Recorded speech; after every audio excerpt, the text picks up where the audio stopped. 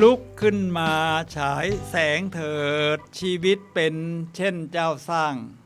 ขอต้อนรับเข้าสู่รายการพลังแห่งชีวิตรายการเพื่อการสร้างแรงบันดาลใจโดยผมสุนัยเลาหาวิวัฒน์ผู้ดำเนินรายการมาพบกับท่านผู้ฟังทุกวันเสาร์เวลา 11 โมงถึงเที่ยงทางสถานีวิทยุเพื่อการศึกษาพระพุทธศาสนาและวัฒนธรรมคลื่น FM 104.5 เมกะเฮิรตซ์ออกอากาศณวัดฝายหินมหาวิทยาลัยเชียงใหม่จังหวัดเชียงใหม่สำหรับท่านผู้ชมที่ชมผ่านทางโซเชียลมีเดียนะครับเดี๋ยวนี้โซเชียลมีเดียมีพลังเยอะท่านสามารถรับชมได้นะครับทั้งทางด้านตอนนี้ที่ผมเห็นอยู่อย่างน้อยก็มี2 กล้องแล้วนะครับของสถานีวิทยุเราผมก็จะต้องหันไปหันมา2 กล้องนะครับถ้าเป็นกล้องนี้ก็จะเป็น YouTube นะครับท่านผู้ฟังครับกล้องนี้นะครับที่ผมหันหน้าไปมองเนี่ยนะครับถ้าเป็นกล้องโน้นก็จะเป็นกล้องของเข้าใจว่าเป็น Facebook ครับท่านผู้ฟังครับฉะนั้นเดี๋ยวผมก็จะหันหน้าไปหันหน้ามาผู้ฟังก็อย่างงงนะครับจะได้สัมผัสทั้งทางเพราะว่าผู้ฟัง Facebook นี่ก็เยอะนะครับนอกจาก YouTube รายการของเราเป็นรายการสดครับท่านผู้ฟังครับในช่วง15 นาทีสุดท้ายก่อนหมดรายการท่านผู้ฟังสามารถโทรศัพท์เข้ามาซักถามได้ครับที่หมายเลข0857088122 นะครับรายการพลังแห่งชีวิตในวันนี้นำเสนอท่านผู้ฟังในเรื่องกฎแห่งความสำเร็จ10 ข้อของกูรูผมขึ้นเป็นตอนที่5เพราะพูดไปแล้วที่ผ่านมาหลายสัปดาห์นะครับเป็น4 ตอนแล้วที่ชื่อแบบเดียวกันแต่เนื้อความหัวข้อก็จะไม่เหมือนกันนะครับในวันนี้ก็จะเป็นหัวข้อของ Lisa Nichols 10 Rules for Success ในชุดที่2ครับท่านผู้ฟังครับสักครู่เดียวครับ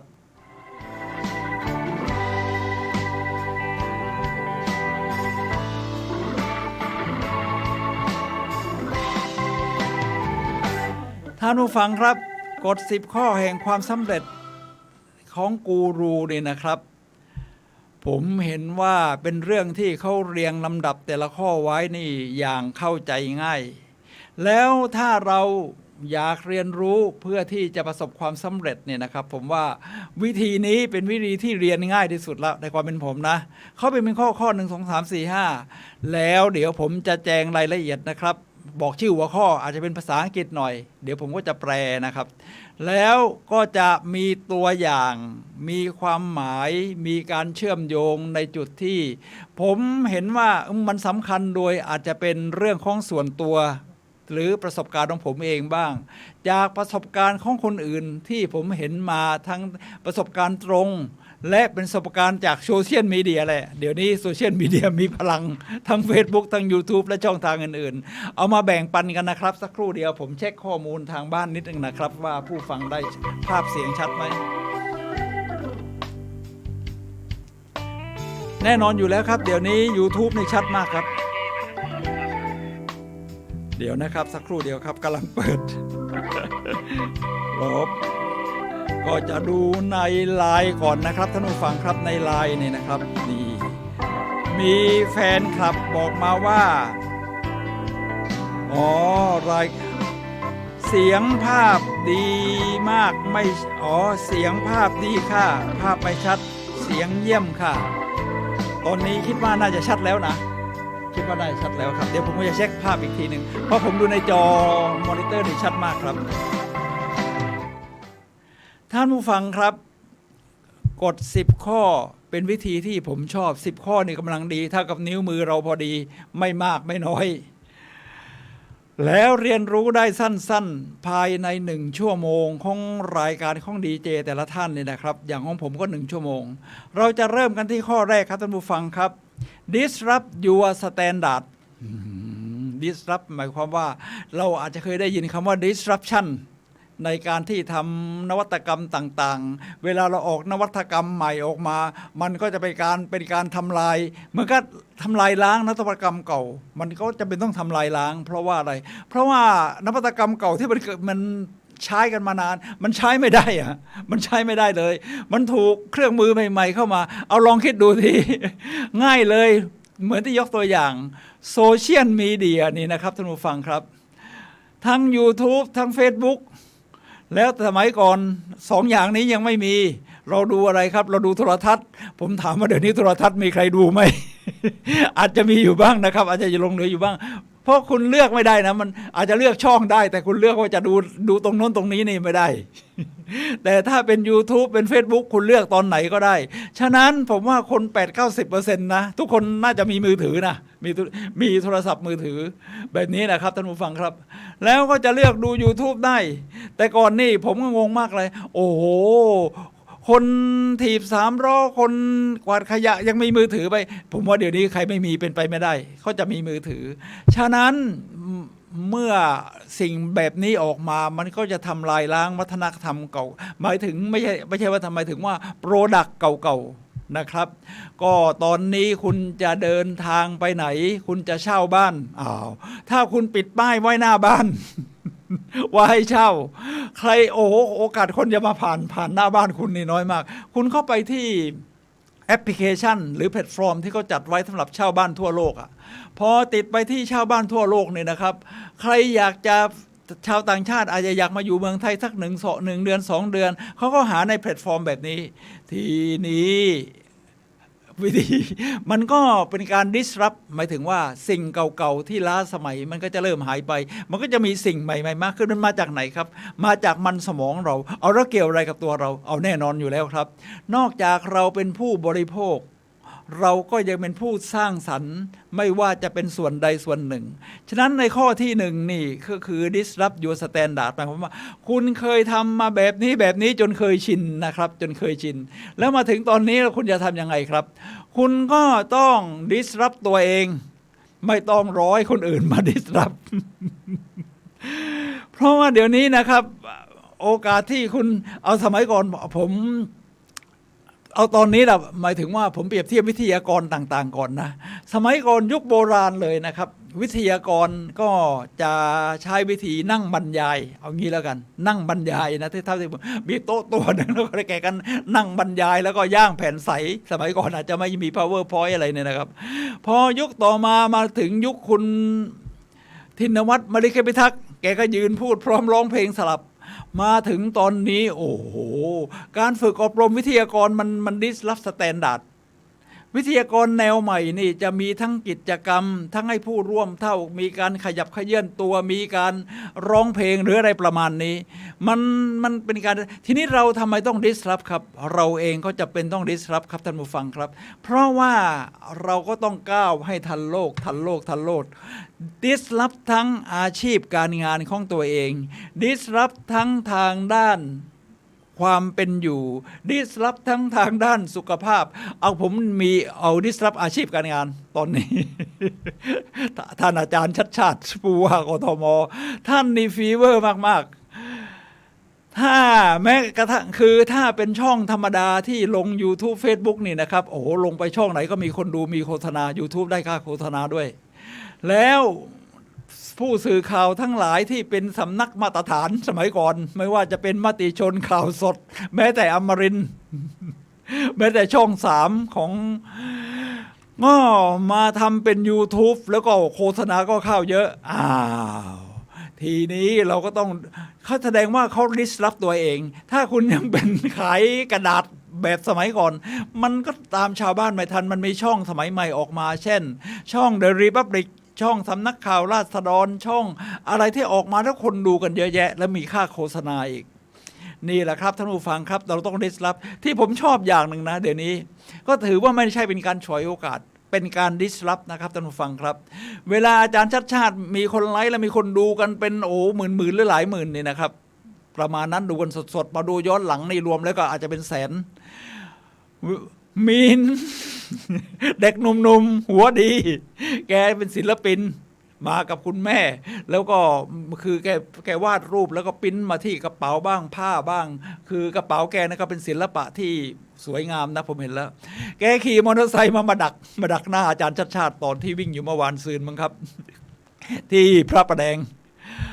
พอดักเสร็จแล้วก็แกก็ขอถ่ายรูปเซลฟี่อาจารย์ชัดชาติดีถ้าถ่ายรูปนี่แกก็ให้ถ่ายอยู่แล้ว เซลฟี่ถ่ายรูปเสร็จก็กางกระเป๋ากางอะไรมาเลย แล้วก็พูดซะหน่อยนิดหน่อย เกี่ยวกับโปรดักต์แล้วก็มอบถุงนั้นพร้อมกับผ้าที่วาดมาอย่างสวยงามให้อาจารย์ชัดชาตินี่แหละครับคุณไม่ต้องไปเสียค่าโฆษณาคนดูเป็นแสน ก็ถือว่ามีหัวดิสรับไอ้ธรรมาตรฐานตัวเองในการทำให้โปรดักต์ของตัวเองรู้จักอาจารย์ชาติไปกินร้านไหนนี่เดี๋ยวสักอาทิตย์หนึ่งคนก็ตามกันไปเพียบข้อที่หนึ่งดิสรับยัวสแตนดาร์ดเรียกว่าก้าวข้ามมาตรฐานของตัวเองไปสู่มาตรฐานใหม่ๆยิ่งขึ้นนะครับท่านผู้ฟังครับเดี๋ยวผมเช็คอะไรนิดนึงว่าภาพเสียงเป็นยังไงบ้างนะครับสักครู่เดียวครับ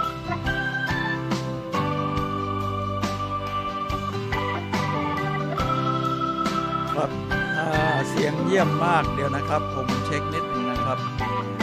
ก็เดี๋ยวคงออกมาว่า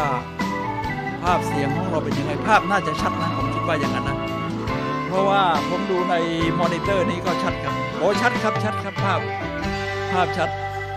พระอาจารย์ก็ทำแบ็กกราวด์นี่ชัดเจนพูดถึงดิสรับอีกนิดนึงเอาสถานีวิทยุเราเองก็แล้วกัน FM 104.5 เมกะเฮิรตซ์เชียงใหม่ถ้ามีแต่วิทยุอย่างเดียวคนฟังได้เท่าไหร่ครับรัศมี30กิโลเมตรก็ไปถึงดอยสะเก็ดอะไรก็หมดแล้วหรือ15กิโลเมตรประมาณนี้นะครับแต่ถ้าเมื่อไหร่มันเป็น YouTube เป็น Facebook มันก็ดูกันไปทั่วโลกประมาณนี้ฉะนั้นทางสถานีของเรานี่ถือว่าดิสรับตัวเองนะดิสรับตัวเองก็ทำแบบนี้ก็กระจายไปได้ทั่วโลกฉะนั้นช่องของทาง FM 104.5 หรือวัดฝายหินนี่ก็แพร่กระจายไปทั่วโลกแบบนี้ครับท่านผู้ฟังครับเรามาถึงข้อที่2 create microwins ต้องสร้างชัยชนะเล็กๆน้อยๆนะครับท่านผู้ฟังครับชัยชนะเล็กๆน้อยๆเนี่ยจะทำให้เรามีพลังใจมีประสบการณ์ไม่ต้องไปรอหาชัยชนะที่ยิ่งใหญ่เหมือนที่ผมเคยพูดเนี่ยนะครับถือว่าแม่ชีเทเรซามาเจอมาถึงพวกที่ศรัทธาท่านก็เรียกลูกๆบอกลูกเอ๋ยถ้าไม่เจอสิ่งที่ยิ่งใหญ่ที่จะทำก็ทำสิ่งเล็กๆด้วยหัวใจที่ยิ่งใหญ่อาจจะฉะนั้นเราก็สามารถที่จะชนะ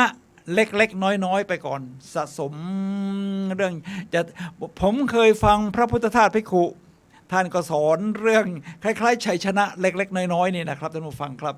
ท่านก็สอนว่าไก่ชน ผมเห็นท่านชอบอุ้มไก่อะไรเนี่ยนะไก่ชนแต่ท่านคงไม่ได้เลี้ยงไก่ชนหรอกครับท่านก็เล่ามาเป็นประสบการณ์หรืออุทาหรณ์ไก่ชนเนี่ยถ้าจะหัดให้ชนเก่งนี่นะครับ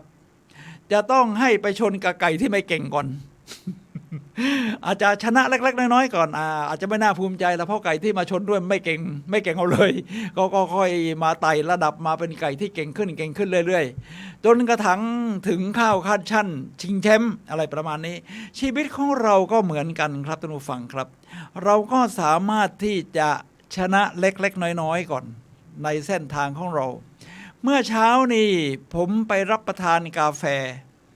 ดื่มกาแฟเพราะผมกาแฟนี่ฟังหมอหลายคนพูดบอกว่ามันช่วยอะไรหลายอย่าง แล้วคนติดกาแฟอย่างผมก็เลยชื่นชอบก่อนที่จะเดินทางมาถึงสถานีวิทยุ FM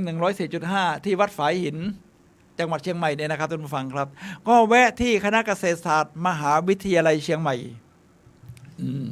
มหาวิทยาลัยเชียงใหม่ก็ได้ดูสิ่งต่างๆมากมายนะครับผมก็ได้คุยกับนักศึกษาคนหนึ่งที่เขามาเหมือนกับฝึกงานเขามีร้านของคณะเกษตรนะของคณะเกษตรอยู่ที่นั่นก็คุยกับนักศึกษาคนนี้เขาเรียนอยู่ปี3แล้วเขาก็เรียกว่าได้มาฝึกงานที่คณะจัดให้เนี่ยนะครับนักศึกษาก็มาฝึกงานที่นี่ได้ปีหนึ่งมีค่าตอบแทนหรือไม่ผมก็ลืมถามข้อนี้ไปก็ถือว่าได้ประสบการณ์เช่นถ้าเราเรียนสัตวบาลอยู่แล้วเหมือนที่น้องสาวคนนี้ก็เรียนอยู่นี่นะครับเขาก็ฝึกที่จะเขารีดนมวัวอะไรนี่เป็นอยู่แล้วนะครับเรียนปี3แล้วนี่ฝึกที่จะทำมาค้าขายทำธุรกิจจริงเช่นการจัดเตรียมวัตถุดิบอะไรนะครับนี่ก็เป็นชัยชนะเล็กๆน้อยๆในการเตรียมวัตถุดิบนะครับท่านผู้ฟังครับเสร็จแล้วเป็นยังไงต่อครับ ก็จะหัดว่าถ้าเราขายต้นทุนเท่านี้ขายเท่านี้กำไรยังพอเหลือเท่าไหร่อะไรทำนองนี้เป็นชัยชนะเล็กๆน้อยๆน้องคนนี้ที่ผมได้คุยด้วยเมื่อเช้าเนี่ยนะครับเหมือนกับว่าเธอก็พยายามสร้างชัยชนะเล็กๆน้อยๆขึ้นมานะครับโดยการฝึกเป็นบาริสต้าบ้างฝึกการจัดเตรียมวัตถุดิบสำหรับการจัดทำกาแฟที่จะขายทั้งวันช่วงไหนขายดีช่วงไหนขายไม่ดีช่วงที่ขายดีคือช่วงเปิดเทอมวันจันทร์ถึงศุกร์แต่ช่วงวันสัปดาห์นี้หยุด5 วันก็ขายไม่ค่อยดีหน่อยก็เป็นเรื่องธรรมดาที่เราทำให้รู้ว่าซีซั่นนิ่งในแต่ละสัปดาห์อะไรเป็นยังไงหรือแต่ละฤดูกาลเป็นอย่างไรเป็นชัยชนะเล็กๆน้อยๆที่เราหาจากประสบการณ์ทีนี้ท่านผู้ฟังครับถ้าเป็นธุรกิจล่ะครับเราก็หัดหาประสบการณ์เล็กๆน้อยๆผมนี่ถึงจะมาเป็นทำงานกินเงินเดือนว่างั้นเถอะ สมัยก่อนนี่ที่จะไปทำมาค้าขายนี่เขาก็เหมือนกับถ้าว่าทางบ้านเขาต้องการความมั่นคงนะคนอายุรุ่นผมนะครับก็นิยมรับราชการกันแต่ผมก็อาจจะแหกข้อออกมาทำงานเอกชนเพราะรายได้ดีประมาณนี้นะครับแต่ที่จริงอยากค้าขายนะเพราะตอนที่ผมเป็นเด็กๆนี่ผมก็หัดค้าหัดขายเพื่อชัยชนะเล็กๆน้อยๆขายอะไรครับสิ่งที่ผมขายนี่หมากฝรั่งที่เป็นทำเป็นรูปบุหรี่สมัยก่อนนะครับคือไม่ใช่ว่าให้มาดูดบุหรี่นะบุหรี่นี้นี่เราก็เอามาแค่คาบเล่นแต่อย่าไปดูดเพราะเรารู้ว่ามันมีอันตรายค่อนข้างมากอยู่แล้วนะครับสูบบุหรี่เนี่ยโอ้โหยิ่งกว่าสุราแอลกอฮอล์อะไรอีก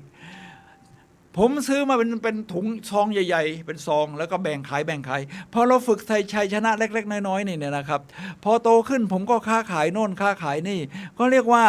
ค้าขายเป็นโดยเริ่มจากชัยชนะเล็กๆน้อยๆทีนี้ถ้าเรื่องอื่นล่ะครับเราจะชนะเล็กๆน้อยๆได้ไหมครับได้อยู่แล้วที่ผมชอบยกเป็นตัวอย่างก็คือการออกกำลังกายที่จะฝึกความอดทนนี่แหละครับท่านผู้ฟังครับ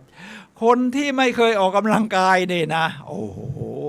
ถ้าจะให้มาออกกำลังกายเนี่ยผมว่าเป็นเรื่องยากมากเลยทีนี้ถ้าจะให้ทำได้เขาบอกว่าคุณต้องสร้างชัยชนะเล็กๆน้อยๆก่อนทำยังไงครับอันดับแรกนักวิ่งจะต้องมีอะไรครับรองเท้า รองเท้า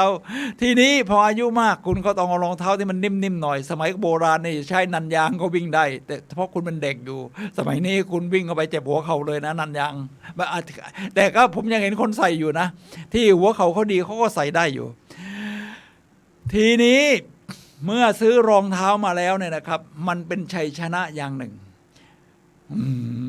เราเป็นนักวิ่งแต่ยังไม่ได้วิ่งหรอกแต่มันมีรองเท้าแล้วเราก็จะรู้สึกภูมิใจว่าเดี๋ยวเราพร้อมจะวิ่งทีนี้เมื่อทำยังไงครับอันดับแรกนะครับเมื่อคุณเริ่มจะเป็นนักวิ่งแต่ว่าใจมันยังไม่ค่อยสู้เท่าไหร่คุณก็ต้องสร้างชัยชนะเล็กๆน้อยๆขึ้นมาก่อนอันดับแรกที่คุณจะชนะได้ก็คือเอารองเท้ามาใส่ ตื่นเช้าขึ้นมานี่ครับเอารองเท้ามาใส่พอเอารองเท้ามาใส่นี่นะครับคุณก็จะเริ่มยังวิ่งไม่ได้หรอกตอนแรกถ้าไม่เคยวิ่งมาก่อนเลยนะครับมันจะลำบากคุณก็หัดเดินก่อนครับหัดเดิน1 เสาไฟฟ้า2 เสาไฟฟ้าเพิ่มไปเรื่อยทุกวันจนกระทั่งผ่านไป1 สัปดาห์2 สัปดาห์คุณเดินได้หลายเสาไฟฟ้าก็มันเป็นชัยชนะ5 เสาไฟฟ้าคุณก็เริ่ม5 เสาไฟฟ้าเดี๋ยวจะลองวิ่งสัก1 เสาไฟฟ้าเขาเรียกเป็นการสร้างชัยชนะเล็กน้อยคุณก็วิ่งไป1 เสาไฟฟ้าอะไรประมาณนั้นท่านผู้ฟังครับนี่คือสิ่งที่คุณสร้างชัยชนะขึ้นมาจะทำให้คุณวิ่งได้2 เสาไฟฟ้า3 เสาไฟฟ้าและแม้กระทั่งเป็น1 กิโลเมตร2 กิโลเมตรหรือหลายๆกิโลเมตรโดยเริ่มจากการสร้างชัยชนะเล็กๆน้อยๆนี่นะครับไมโครวินก็เล็กๆนี่นะครับฉะนั้นรวมทุกเรื่องวิ่งเป็นแค่ตัวอย่างหนึ่งชีวิตของเรามีหลายด้านอยู่แล้วก็ลองสร้างชัยชนะเล็กๆน้อยๆแบบนี้นะครับท่านผู้ฟังครับ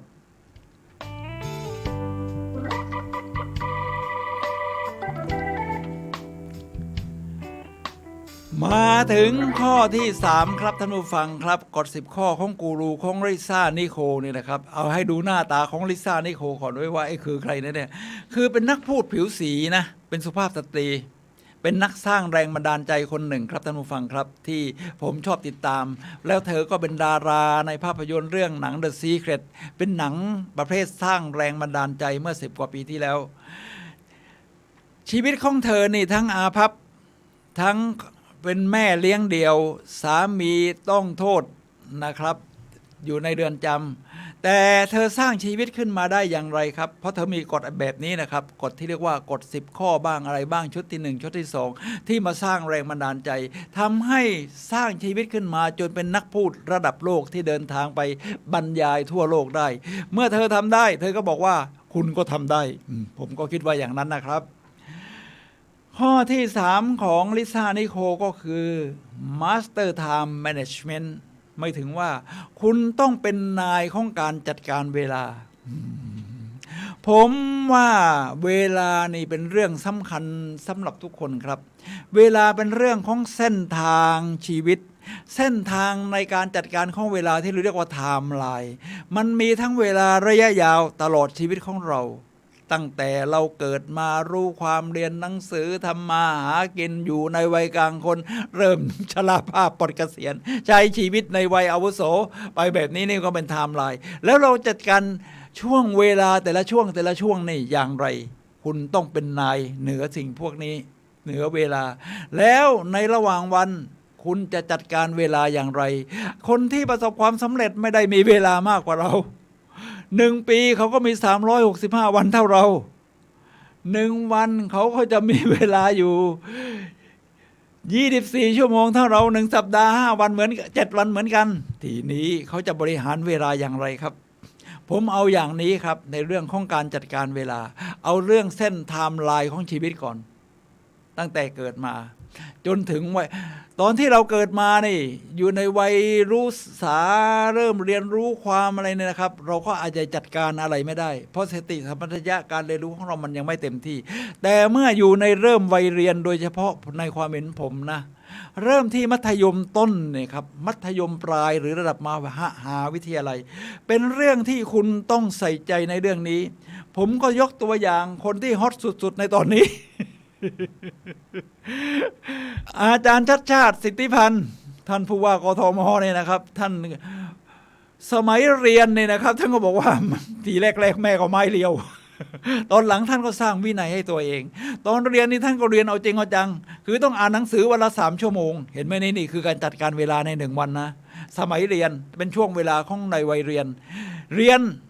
อ่านหนังสือวันละ1 ชั่วโมงสอบเข้าเตรียมอุดมได้อยู่ในห้องคิงคิดว่าอย่างนั้นนะ เรียนคณะวิศวกรคณะวิศวกรรมมหาวิทยาลัยจุฬาลงกรณ์มหาวิทยาลัยเกียรตินิยมอันดับ1เรียนจนถึงจบปริญญาเอกนี่แหละครับท่านผู้ฟังครับทีนี้ในช่วงของการเรียนเราเอาจริงเอาจังตอนนั้นผมว่าเป็นตัวอย่างให้กับนักเรียนสมัยนี้ได้ครับผมชอบตอนที่อาจารย์ชัดชาติไปที่สวนครูองุ่นแล้วไปเจออะไรนะเพนกวินเพนกวินท่านถึงได้รับประกันตัวมาเนี่ยนะครับก็คงพูดมากอะไรไม่ได้ก็ฟังอย่างเดียวก็พยักหน้าอาจารย์ชัดชาติไปเจอเพนกวินแล้วจะทำอย่างไรจะสอนอะไรเขาอาจารย์ผมนึกไปถึงเลยว่าอาจารย์ชัดชาติจะสอนแบบนี้เลยว่าใจเย็นๆน้องเรียนให้จบก่อนผมว่าถูกนะเรียนให้จบก่อนพอจบแล้วอาจารย์ชาติก็บอกเห็นไหมผมมีวินัยผมหมายถึงว่าท่านสอนนักเรียนคนอื่นๆด้วยเวลาไปบรรยายนักเรียนฟังผมมีวินัยไม่ใช่ว่าบังคับตัวเองรีดเข็นตัวเองแต่มีวินัยเพื่อเป็นอิสระของชีวิตตอนนี้เนี่ยเห็นไหมผมไปไหนก็ได้ท่านผู้ฟังครับถึงตอนนั้นเรียนที่นี้ตอนทำงานเราก็ทุ่มเทอย่างจริงจังไม่ต้องพูดถึงเท่าไหร่อาจารย์ชาติดูดิทำงานเวลาจัดการเรื่องเวลานี่นะครับโอ้โหจัดการเวลาได้อย่างยอดเยี่ยมสุดๆแต่ว่าท่านเป็นมีคาแรคเตอร์ที่ขยันก็เรียกว่าทำงานน่ะเมื่อเช้านี่ไปวิ่งท่านก็จัดการเวลาเรื่องว่าสุขภาพต้องมาก่อน ใช่ไหมครับฉะนั้นคุณต้องเป็นนายเวลาว่าโอ้โหงานยุ่งจนไม่มีเวลาออกกำลังกายเสร็จแล้วเป็นโรคหัวใจเสร็จใช่ไหมครับท่านผู้ฟังครับฉะนั้นสุขภาพต้องมาก่อนก็ไม่เบียดเบียนเวลาทำงานก็ไปวิ่งตอนเช้าวิ่งตอนเช้าเมื่อเช้าไปวิ่งไปถึงตลาดน้อยที่เข้าใจว่าจะถนนเจริญกรุงอะไรเนี่ยนะครับโอ้โหไปเจอนักท่องเที่ยวฝรั่ง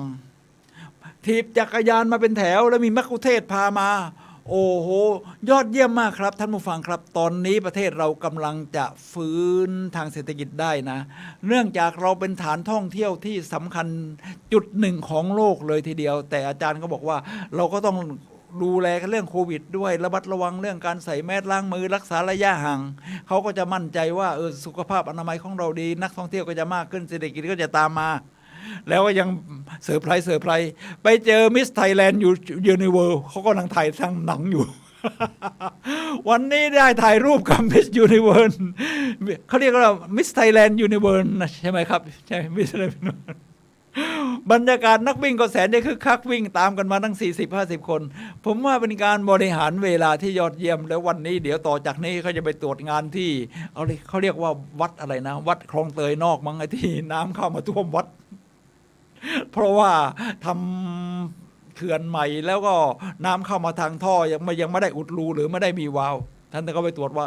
ไปตรวจเมื่อวานแล้วน้ำมันท่วมเป็นอย่างนี้สั่งให้ทำแล้วอาจจะอุดชั่วคราวไปก่อนที่จะมีวาล์วหรืออะไรเนี่ยจะดีไหมนี่แหละครับท่านผู้ฟังครับทีนี้การบริหารเวลาเนี่ยนะครับผมจะมาถึงนิดหนึ่งเพราะผมเป็นผู้สูงอายุแล้วในวัยนี้แล้วเนี่ยนะครับทุกคนถ้าใช้ชีวิตมาอย่างยอดเยี่ยมไม่ลาโลกนี้ไปก่อนวัยอันควรก็จะอยู่ในวัยผู้สูงอายุเพราะสังคมของโลกนี้ก็กำลังเป็นสังคมของผู้สูงวัยทีนี้เมื่อผู้สูงวัยอย่างนี้นะครับเราก็ต้องดูแลให้ดีในข้อคือเรื่องของการรักษาเวลานะครับอย่าให้ใครมาใช้เวลาของเราไปโดยเปล่าประโยชน์เพราะมันเป็นบั้นปลายของชีวิตแล้วอย่าให้ใครมาทวงมาทำให้เราออกนอกลู่นอกทางในวัยสูงวัยนี่นะครับผมว่าเป็นสิ่งสำคัญเราต้องอยู่ในวิถีเส้นทางของเราที่มันเป็นแพชชั่นและรักษาสิ่งนั้นไว้อย่างสุขภาพร่างกายผมก็ต้องวิ่งวันเว้นวันผมก็ต้องยกเวทเพื่อไม่ให้มวลกล้ามเนื้อมันสลายไปในช่วงของผู้สูงวัยเราก็ต้องรักษาเวลาว่าทุกวันถึงเวลานี้ผมจะทำแบบนี้ทีนี้เมื่อจะหาความรู้สมัยก่อนผมก็ฟัง เพราะเราก็ต้องบริหารเวลาเรื่องหาความรู้สร้างเรื่องการสร้างแรงบันดาลใจจิตวิญญาณจิตใจของเราก็ต้องการแสวงหาอาหารเหมือนกับร่างกายนี่แหละครับผมก็เอาหนังสือของกูรูทั้งหลายรวมทั้งลิซ่านิโคเนี่ยมาบันทึกเสียงเป็น MP3 เอาไว้ฟังเองทีนี้ตอนนี้มันกว่านั้นครับได้ดูภาพสดๆวิ่งไปด้วยอาจารย์ชัชชาติสิทธิพันธ์แกวิ่งไปด้วยแกก็พูดเรื่องสร้างแรงบันดาลใจไปด้วยโอ้โหแล้วมันมีพลังบวกพอผมฟังแล้วนี่ก็ถือว่าได้อาหารใจในช่วงเช้าระหว่างที่ผมยืดเส้นยืดสายในช่วงเช้านะครับยืดเส้นก่อนคือวันหนึ่งต้องยืดเส้นเพราะว่าเรายุ่มากเส้นมันก็จะยึดเราก็ต้องยืดเส้นยืดอะไรทำท่าแพลนเพื่อที่ให้ช่วงกลางลำตัวแข็งแรงก็ฟังอาจารย์ชัชชาติไปด้วยโอ้ได้พลังใจได้การสร้างสรรค์ positive thinking เป็นอาหารใจของผมครับอย่างพูดถึง อะไรนะคู่กรรมหนังคู่กรรมที่จะฉายที่หัวลำโพง ทางการรถไฟบอกว่าเดี๋ยวกลัวติดโควิดไม่อนุมัติถึงจะฉายวันอาทิตย์ที่17คือพรุ่งนี้นะกรกฎาคมคนมาสัมภาษณ์ก็ตั้งหวังว่าเดี๋ยวให้อาจารย์โจมตีการรถไฟหน่อยอาจารย์ไม่ก็บอกว่าเราต้องเคารพในการตัดสินใจของการรถไฟเพราะการรถไฟเขามีหน้าที่ต้องดูแลสถานที่ดูแลเรื่องเพราะว่ายังมีรถไฟที่ยังต้องเข้าออกอยู่ฉะนั้นการตัดสินใจของท่านเป็นสิ่งที่เราต้องเคารพต้องให้เกียรติกันผมว่าเป็นคำตอบที่ยอดเยี่ยมครับไม่เป็นไรเดี๋ยวเราจะหาที่ใหม่เพราะมันไม่ทางออกอีกมากมายคือจะให้อาจารย์ไปโจมตีใครเนี่ยไม่มีทาง ซึ่งการสื่อข่าวแบบเก่าๆที่จะมาถามให้คนนั้นโจมตีคนนี้เอาเนี่ยมาต่อกันในผลฟังอ่านประเภทที่เขาตีกันแล้วสนุกเดี๋ยวนี้ไม่มีครับไม่มีแบบนั้นฉะนั้นข้อที่3 Master Time Management บริหารเวลาแบบนี้ครับนอกจากออกกำลังกายรับประทานอาหารที่มีประโยชน์นอนตรงเวลา4 ทุ่มประมาณนี้แล้วหาเวลาจัดการเวลาเรื่องหาอาหารใจครับท่านผู้ฟังครับ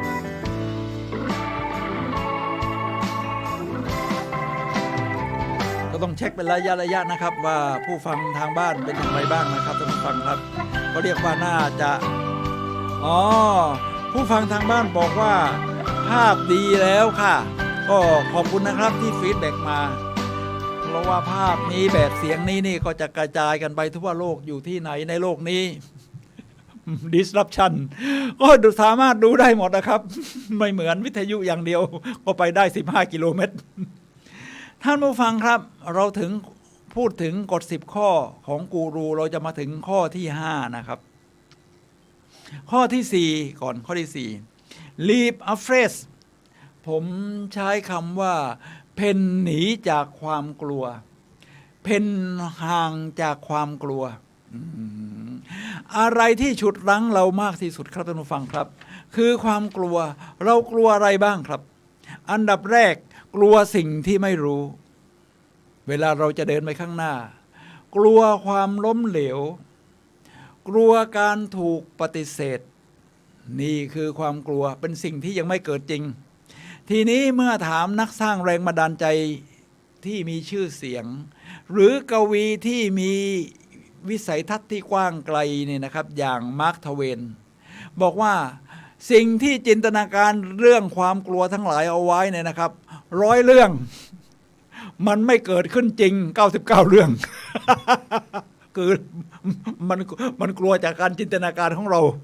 จากจินตนาการของเราท่านผู้ฟังครับ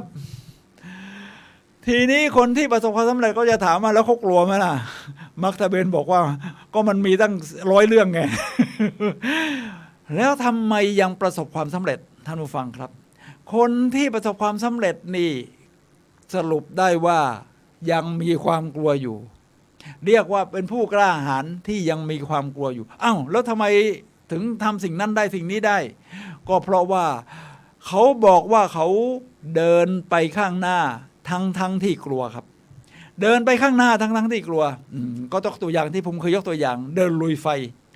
ผมไปอบรมหลักสูตรหนึ่งพิสูจน์ทางใจว่าเรามีความกล้ามีความเชื่อมั่นไหมเดินลุยไฟ5 เมตร 6-9ไฟคุฟันพุ่งเอาจะเดินไหมพอปลุกพลังใจเสร็จกลัวนะครับแต่พอกลัวปั๊บก้าวเดินเพราะเราฝึกมาแล้วว่าถ้าเดินวิธีนี้มันจะรักษาร่างกายเอาไว้ได้นี่แหละครับท่านผู้ฟังครับ Leave afraid ก็คือเพ่นหนีห่างจากความกลัวเดินไปข้างหน้าแม้กระทั่งทั้งที่กลัวครับ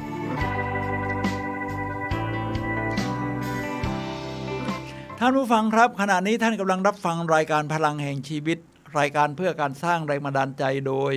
ผมสุนัย เลาหะวิวัฒน์ผู้ดำเนินรายการนะครับมาพบกับท่านผู้ฟังทุกวันเสาร์เวลา 11 โมงถึงเที่ยงทางสถานีวิทยุ FM 104.5 เมกะเฮิรตซ์จังหวัดเชียงใหม่ง่ายที่สุด YouTube Facebook พิมพ์คำว่าวัดฝายหินนี่แหละครับท่านผู้ฟังครับทุก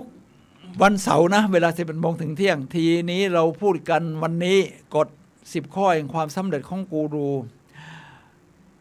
เราพูดไปแล้ว4 ข้อตอนนี้เราจะขึ้นข้อที่5 Visualize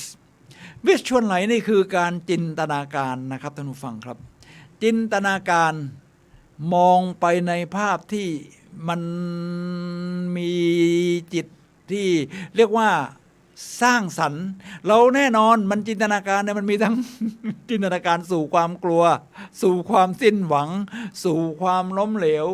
หรือจินตนาการสู่ความสร้างสรรค์ความสำเร็จความอดทนความยอดเยี่ยมเดินหน้าร่วมมือท่านผู้ฟังครับ Visualization จริงสำคัญทีนี้เราถูกฝึกมาตั้งแต่บรรพบุรุษสมัยเราอยู่ในถ้ำให้เกิดจินตนาการระแวงภัยไว้ก่อน เดี๋ยวเสือเขี้ยวดาบ ช้างแมมมอธมันจะมาทำร้ายเราเนี่ยประมาณนี้นะครับเราอยู่ในถ้ำเราไม่มีเครื่องป้องกันปืนไม่มีแต่หอกที่ทำจากหินท่านผู้ฟังครับเราอยู่ในสัญชาตญาณของความกลัวแต่ที่มาถึงยุคนี้มันต่างไปจากบรรพบุรุษของเราในยุคถ้ อย่างหน้ามือเป็นหลังมือแต่สิ่งที่เป็นภาพลบแบบนี้ยังมีอยู่เราจึงต้องเปลี่ยนจินตนาการหรือ visualization ของเราเสียใหม่สู่สิ่งที่สร้างสรรค์สู่สิ่งที่สร้างสรรค์เช่น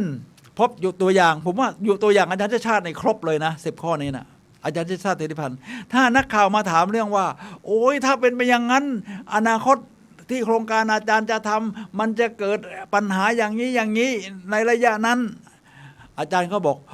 คุณจินตนาการคาดหวังไปไกลเกินละมั่งคือ ชนิดสัมภาษณ์ข่าวชนิดสัมภาษณ์ข่าวแบบลบอ่ะผมว่าไม่รู้นะต่อไปอาจจะโดนดิสรับโดยนักข่าวรุ่นใหม่ที่เวลาตั้งคำถามเนี่ยมันจะตั้งคำถามแบบบวกสร้างสรรค์จริงไหมครับคำถามนี่สำคัญกว่าคำตอบนะครับท่านผู้ฟังครับฉะนั้น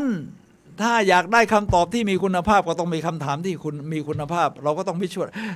แต่ชีวิตเราก็ต้องมีวิชวลไลเซชันว่ามันเป็นอย่างนั้นเป็นอย่างนี้ชีวิตเราสร้างสรรค์แบบนี้ได้ครับตอนนี้การท่องเที่ยวเริ่มมาแล้วเนี่ยนะครับท่านผู้ฟังครับสมัยก่อนเวลาผมอยากจะเที่ยวตั้งแต่อายุ10 กว่าขวบนะอยากจะเที่ยวนะครับอยากจะเที่ยวตึก Empire State ที่นิวยอร์กเพราะอ่านหนังสือของหม่อมอากาศดำเกิงแกไปเที่ยวตึก Empire State ที่นิวยอร์กประเทศสหรัฐอเมริกาผมก็สร้าง visualization ดิโอ้โหถ้าโตขึ้นผมจะไปที่ตึก Empire State ถ้าเราคิดตามความเป็นจริงไม่ visualization นะสภาพบ้านเราเป็นอย่างนี้เรียนจบมาถ้าเงินเดือนเท่านี้มันจะไปได้แล้วเนี่ย แต่ไม่ครับท่านผู้ฟังครับคุณวิชวลไหลไปก่อนผมจะขึ้นไปตึก Empire State ที่กรุงนิวยอร์กแล้วผมก็เอาภาพตึก Empire State มาแปะไว้ที่ผนังเอาไว้ดูเป็นวิชวลไลเซชันของผมแต่เมื่อเวลาผ่านไปเนี่ยนะครับมันไปได้จริงเพราะระหว่างที่คุณวิชวลไลเซชันคุณยังไม่จำเป็นต้องบอกว่าต้องไปยังไงหาเงินยังไงวิธีการมันจะมาแล้วคุณจะกันเงินเอาไว้เพราะมันอยู่ในใจของคุณนะผมก็ไปมาแล้วครับตึก Empire State ตอนนี้กำลังทำเป็นผมเป็นยูทูบเบอร์ด้วยนะกำลังทำ YouTube ชุดตึก Empire State ในชุดต่อไปก็เรียกว่าจะขึ้นไปข้างบนด้วยเขามีอยู่ระดับ2 ชั้นนะถ้าเราไปชมวิวข้างบนตึก Empire State นี่เป็นตึกที่ถึงจะมีตึกอื่นสูงกว่าแต่ว่ามันเป็นตึกในตำนานน่ะใครๆก็นักท่องเที่ยวก็อยากจะไปฉะนั้น visualization ของเราเนี่ยสร้างจินตนาการให้ไปไกลเวลาจินตนาการในทางสร้างสรรค์หรือ visualization เนี่ยผมชอบอาจารย์ชาติกับท่านจินตนาการมันกว้างไกลเมื่อเช้าท่านพานักวิ่งจากสวนลุมไปตลาดน้อยที่ถนนเจริญกรุงผมไม่คิดว่ากรุงเทพมันจะมีสถานที่เยี่ยมแบบนี้เขาเรียกว่าอาร์ตสตรีทก็คือถนนศิลปะเวลา2 ผนังนี่ปกติมันเป็นกำแพงตาไคร่น้ำขึ้นอะไรลกลุงลังก็มีศิลปินเขาไปวาดรูปให้ไปวาดรูปมันมีอยู่ภาพหนึ่งที่ศิลปินดังไปวาดไว้คือเป็นรูปลูกชายของเขานะครับเป็นรูปนี้ที่ดังมากแล้วก็มี3 ตาตรงกลางหน้าผากก็มีอีกตาหนึ่งตานี้นี่อาจารย์ช่างก็ถามเอาไว้ทำอะไรคนผู้วาดเขาก็บอกว่าเอาไว้สำหรับลูกชายเขาเนี่ยมี3 ตาอีกตาหนึ่งเอาไว้ทำ visualization เอาไว้จินตนาการในทางสร้างสรรค์ฉะนั้นเมื่อศิลปินท่านนี้ทำได้เราก็ทำได้ครับ visualization จินตนาการในทางสร้างสรรค์ครับเหมือนต่ออีกนิดหนึ่งเหมือนเวลาเราเข้าไปในที่ที่เราไม่รู้นะครับเราเปลี่ยนสิ่งแวดล้อมไม่ได้เราทำอะไรครับจินตนาการครับในทางสร้างสรรค์นะ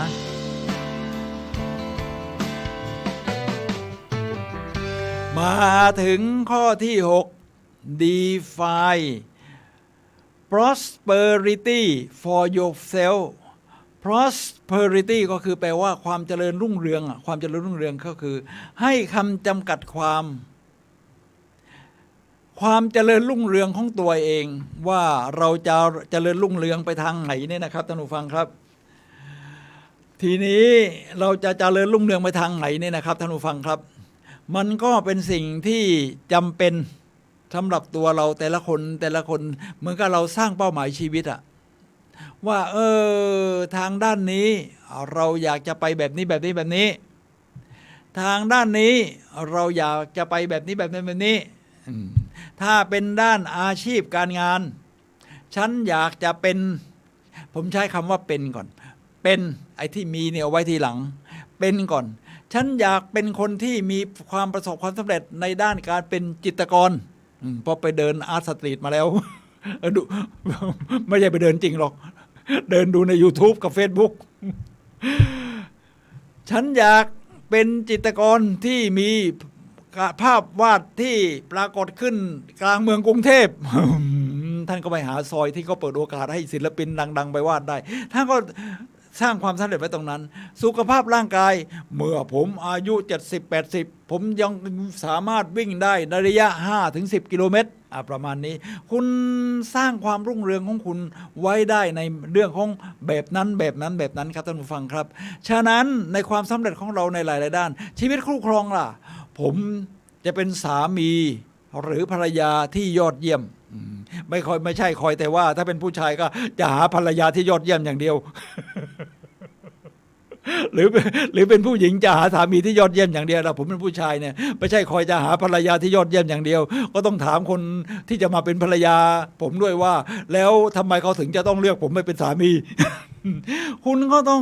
มีข้อจำกัดความของตัวเองเลยครับในความเจริญรุ่งเรืองของว่าในการเป็นสามีที่ดีคุณต้องทำยังไง หนึ่งคุณต้องมีหน้าตายิ้มแย้มแจ่มใสรู้จักให้อภัยหาเงินทองเข้ามาในครอบครัวเลี้ยง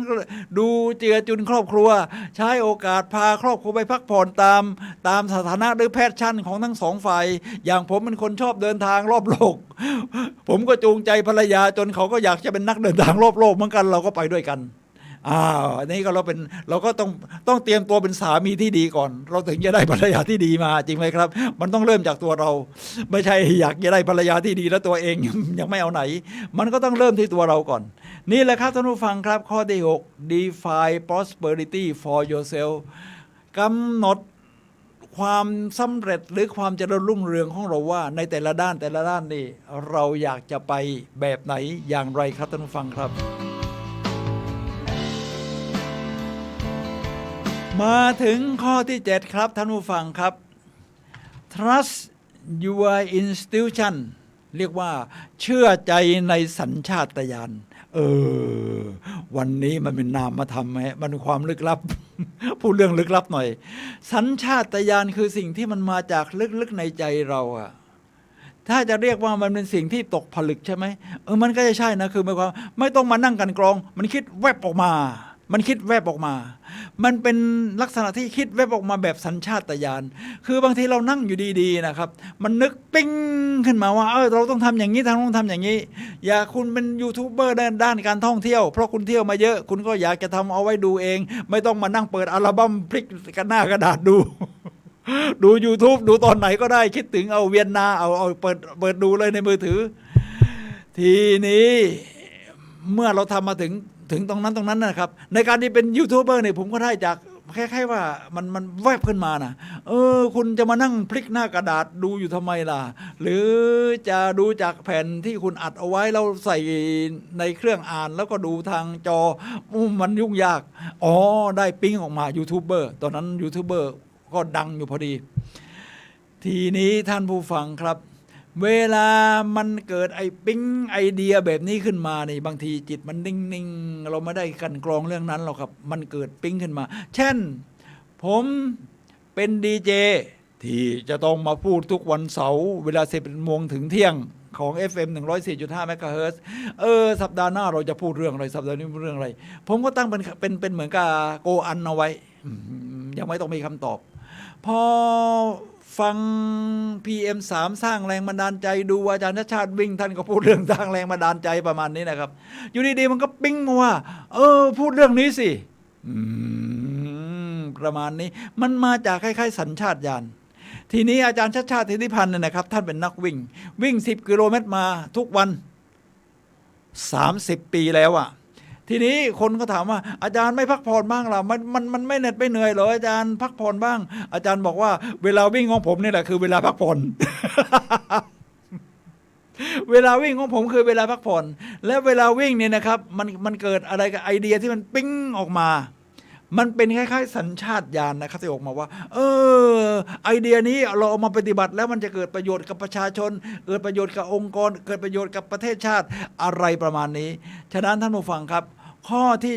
7 trust your institution ใช้จิตสมาธิถ้าเรายังฝึกแบบนั้นไม่ได้จริงๆเราฝึกหัดนั่งสมาธิวิปัสสนากรรมฐานหรือสติปัฏฐาน4กายเวทนาจิตธรรมลองหาข้อมูลใน YouTube ดูครับว่าเขาจะนั่งกันยังไงเริ่มจากกายก่อนนะครับประมาณนี้ไปเรื่อยๆเราจะฝึกเรื่องการเรียนรู้สัญชาตญาณของเราได้อย่างดีขึ้นครับท่านผู้ฟังครับคราวนี้เราเหลือเวลา11นาทีสุดท้ายก่อนหมดรายการท่านผู้ฟังสามารถโทรศัพท์เข้ามาซักถามได้ครับในเรื่องกฎแห่งความสำเร็จ10ข้อของกูรูเนี่ยนะครับชุดที่5เนี่ยนะฮะได้ที่หมายเลขโทรศัพท์0857088122 ครับ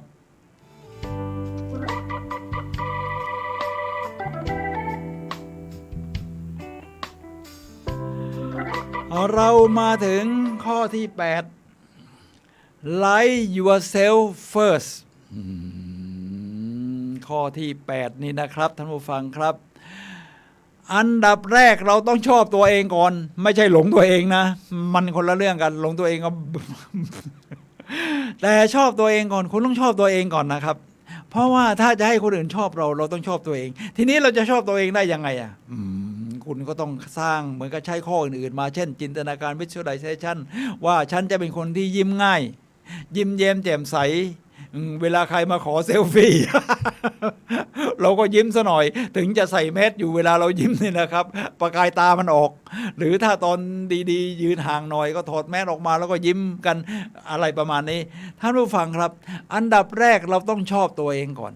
เมื่อเราชอบตัวเองปฏิบัติเราจะปฏิบัติกับตัวเองดีเช่นอยากมีสุขภาพดีเราก็เลือกรับประทานอาหารที่เป็นประโยชน์ไม่กินน้ำตาลแป้งกัดขาวเสร็จแล้วหัดออกกำลังกายเราก็ต้องชอบตัวเองก็ต้องให้ร่างกายแข็งแรงจริงไหมครับสุขภาพร่างกายแข็งแรงเราชอบตัวเองเราก็ต้องบอกฉันต้องเป็นคนชอบตัวเองเพราะว่าฉันต้องพูดเพราะออกไปแล้วผมก็ได้คนพูดก็ต้องได้ยินอยู่แล้วฉันอยากได้ยินเสียงตัวเองพูดเพราะแล้วจะได้ชอบสิ่งเพราะนั้นเอาแล้วก็ฝึกพูดแบบนี้กับตัวเองฝึกพูดแบบนี้กับตัวเองพูดเพราะพูดสร้างสรรค์พูดสร้างแรงบันดาลใจพูด positive thinking เมื่อถึงตอนนั้นนะครับท่านผู้ฟังครับเราอาจจะไม่จำเป็นต้องไปสอนว่าคนโน้นต้องทำอย่างนี้คนนี้ต้องทำอย่างนี้เมื่อเราชอบตัวเองเราทำสิ่งสร้างสรรค์แบบนี้ให้กับตัวเองมันจะเป็นตัวอย่าง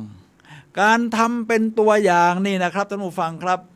มันเสียงดังกว่าการไปบอกว่าคนนั้นต้องทำอย่างนี้คนนี้ต้องทำอย่างนี้ ผมว่ามันเลยยุคแล้วนะต้องคอยตัวอย่างอาจารย์ชาติอีกมนุษย์แห่งความขยันทำงานก็ลองดูที่เที่ยงคืนถึงตี 1ตี 2ขนเงาะอะไรนะหนึ่งรถกระบะมั่งไปแจกพนักงานที่เขาไปขนขยะตอนเที่ยงคืนอ่ะแล้วแกก็ขอนั่งรถไปด้วยโอ้นี่ผู้ว่าราชการกรุงเทพนะครับผู้ว่ากรุงเทพนั่งรถขยะไปที่จุดนั้นไปดูเขาเก็บขยะยังไงขนถ่ายยังไงอะไรอย่างเงี้ยนะครับจะได้เรียนรู้เลยนะครับแล้วเสร็จแล้วพนักงานเก็บขยะนี่ตอนเอาขึ้นรถนี่ก็ต้องมาแยกขยะนะแยกขยะแยกขยะเป็นขวดแก้วเป็นพลาสติกเป็นรีไซเคิลได้เป็นขยะเปียกเป็นอะไรเนี่ยครับผมว่านี่คือตัวอย่างครับก็คือท่านชอบตัวเองให้ทำงานน่ะก็มันก็เป็นตัวอย่างก็ไม่ต้องสอนคนอื่นว่าเฮ้ยคุณมาขยันดิคุณมาขยันดิก็ทำตัวเองขยันมันก็เป็นตัวอย่างทีนี้ในระหว่างนั้นผมก็คิดว่าท่านจะมีไอเดียท่านจะมีในสำหรับกทมว่าการแยกขยะเนี่ยมันจะช่วยได้ยังไงมันจะเป็นประโยชน์อย่างไรแล้วก็มันแบ่งเบาพนักงานที่รถนึงเนี่ยมันมี4คน5คนนึงเนี่ยเขาแบ่งเบางานเขาได้ยังไงเขาจะทำความเรียบร้อยได้ดีขึ้นอย่างไรโดยแยกมาจากต้นทางก่อนนี่แหละครับท่านผู้ฟังครับมันเริ่มง่ายๆจากข้อ8คือ Like yourself first ชอบตัวเองก่อนในทางที่ดีนะ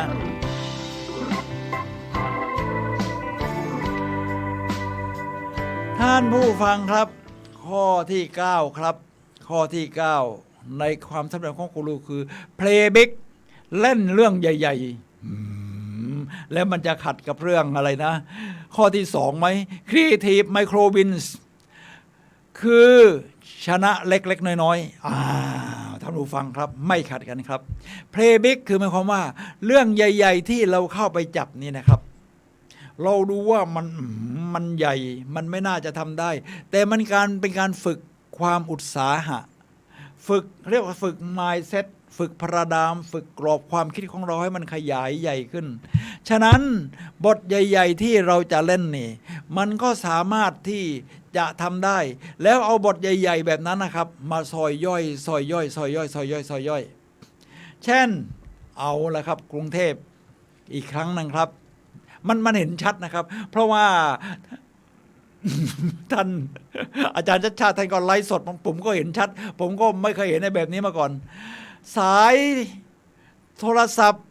สายพวกไฟเบอร์ออปติกทั้งหลายสายไฟฟ้ามันลุงลังไปหมดเลยนะครับในกรุงเทพเชียงใหม่ก็เหมือนกันหมู่บ้านผมก็เหมือนกัน มันรุงรังไปหมดครับท่านผู้ฟังครับแล้วห้อยลงมาแล้วก็มันเป็นฉนวนไฟอย่างดีมีไฟแล้วมันก็ติดไฟลุกขึ้นมาใน2-3 ครั้งแล้วในกรุงเทพนะครับถึงจังหวัดอื่นเป็นแบบเดียวกันนี้มันก็จะเป็นแบบเดียวกันท่านก็เพลย์บิ๊กนะครับเพลย์บิ๊กหมายความว่าจะเอาสายไฟทั้งหมดนี่แหละลงใต้ดินแต่มันใช้งบมหาศาลเป็น10,000 ล้านมันทำปีนี้คงมัน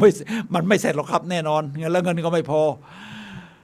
ท่านก็เล่นเอาเพลย์บิ๊กนี้จริงแต่ค่อยๆซอยย่อยก่อนเอาที่ว่าทุกเขตของกทมทำเป็นตัวอย่างเขตละ10 หรือ 20 กิโลเมตรผมก็จำไม่ได้ไม่ชัดนะเอาแค่เอามารวบแล้วเอาสายที่ไม่ได้ใช้เนี่ยมาตัดทิ้งแล้วก็รวบให้มันไม่ห้อยมาลุงลังเดินไปบางทียังต้องก้มหัวเลยเนี่ยนะครับมันสามารถทำได้ในสิ่งที่เรามีในสิ่งที่เราทำได้ณที่ที่เราอยู่ตามสูตรกูรูเลยครับทีนี้ท่านก็ได้รับทุนจากสวทช.คิดว่าอย่างนั้นนะ700 ล้านจัดการ800 กิโลเมตรตัดสายที่มันลกลุงลังอะไรประมาณนี้นะครับคือจะต้องมีให้ออร์แกไนเซอร์หรือว่าให้ทางออปเปอเรเตอร์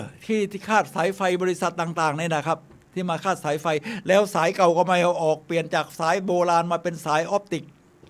ก็ไม่ได้เอาสายเก่าออกเอาตัวอย่างในหมู่บ้านผมสายลุงลังไปหมดสายเก่าเป็นระบบโบราณเอาไม่เอาออกเอาสายใหม่ออปติกพันเข้าไปอีก ในกรุงเทพมันยิ่งลุงลังใหญ่ทางสวทช.เขาก็ให้เงินมาทางที่ควบคุมการสื่อสารนะครับให้เงินมา700 ล้าน800 กิโลเมตรทำให้ในกรุงเทพให้รวบรวมสายให้เรียบร้อยแล้วให้ทางออปเปอเรเตอร์เนี่ยมาช่วยดูเลยว่าสายของตัวเองสายไหนที่ไม่ได้มันเป็นสายตายไม่ได้ใช้แล้วให้เอาออกช่วยกันให้เสร็จภายในปีนี้นี่นะครับท่านผู้ฟังครับเพลย์บิ๊กมันเริ่มจากสิ่งเล็กๆแบบนี้ก่อนก็เรียกว่าเข้าสู่ข้อที่2คือสร้างชัยชนะเล็กๆน้อยๆสร้างชัยชนะเล็กๆไปแล้วชัยชนะยิ่งใหญ่ๆก็จะตามมาเราชีวิตเราก็ทำแบบนั้นได้ครับเราสร้างจินตนาการยิ่งใหญ่แล้วก็ค่อยๆทำจากสิ่งเล็กๆไปสู่สิ่งที่ยิ่งใหญ่แบบนี้แหละครับท่านผู้ฟังครับ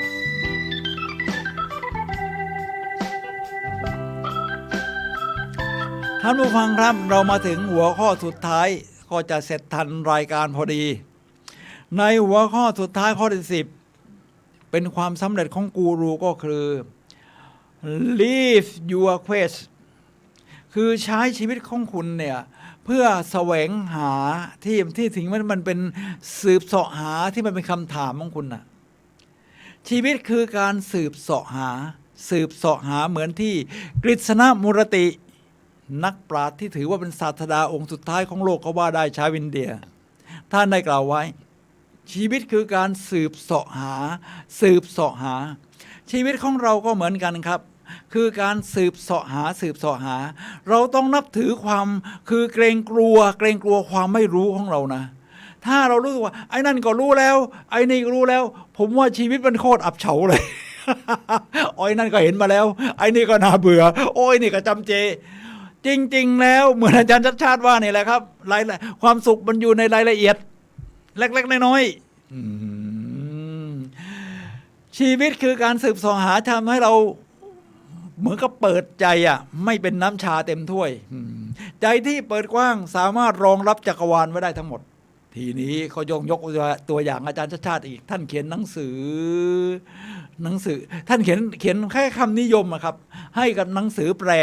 ที่น่าจะชื่อว่า Think Again คิดอีกคือไม่ใช่ว่ามันมีข้อสรุปว่าอย่างนี้นะไม่มีอะไรที่มีข้อสรุป สรุปเฉพาะช่วงแต่ไม่ใช่สรุประยะยาวหรือตลอดชีวิตมันจะมีคำถามขึ้นมาเรื่อยๆให้สืบแสวงหาท่านก็เขียนเป็นคำกลอนในคำนิยมของหนังสือบอกว่าเราต้องยำเกรงความไม่รู้นะครับท่านผู้ฟังครับฉะนั้นผมก็มีสิ่งไม่รู้เยอะมหาศาลสิ่งที่รู้ที่คิดว่าเยอะไม่ใช่หรอกมันมีนิดเดียวฉะนั้นทำให้รู้ว่าไอ้นั่นก็สดใหม่ไอ้นี่ก็ยอดเยี่ยมอะไรนะว่าอาร์ตสตรีทที่เจริญกรุงก็ไม่เคยเห็นมาก่อน ผมจะมีสิ่งที่ผมจะต้องเรียนรู้อีกเยอะนี่แหละครับคือกฎข้อที่10 Live Your Quest สืบเสาะหาท่านผู้ฟังครับตอนนี้เรามาถึงช่วงเวลาสุดท้ายของรายการพลังแห่งชีวิตนะครับที่เราคุยกันในเรื่องกฎแห่งความสำเร็จ10 ข้อของกูรูชุดที่5นี่นะครับตอนนี้ผมสุนัย ลหวิวัฒน์ผู้ดำเนินรายการและรายการพลังแห่งชีวิตขอลาท่านผู้ฟังไปก่อนพบกันใหม่วันเสาร์หน้าเวลา 11 โมงถึงเที่ยง Facebook YouTube ด้วยนะครับวัดฝายหินครับท่านผู้ฟังครับ